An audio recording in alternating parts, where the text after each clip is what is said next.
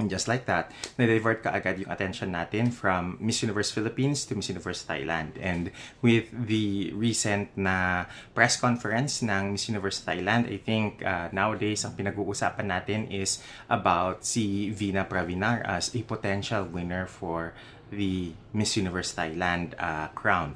If ever na siya ang ipadala at siya ang manalo for MUT, I think it's going to be a easy victory for Thailand at Miss Universe this year, because they have the machinery, they have the world attention, the pageant world attention focusing on them, and thirdly, they have all of the resources available for Veena because the pageant is going to be in Thailand. Now, where does it leaves us, the Filipino fans? I think that it means for us that we need to rally better. We need our candidate, the eventual Miss Universe Philippines winner, to really stick to a program and find a campaign that really makes the best of her, for her, and a campaign that is not diluted by the time that she is competing in Thailand.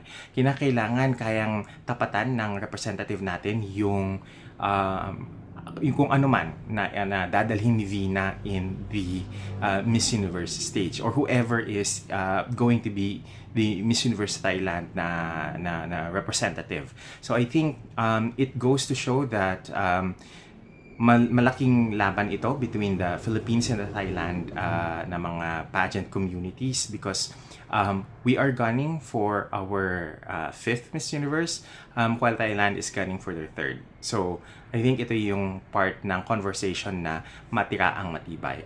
I am, however, very hopeful that because there is a rivalry, that it is going to become a very interesting Miss Universe competition later this November. I also hope that the rivalry between Thai and Filipino fans become a healthy rivalry, a healthy competition for their, for the Miss Universe title.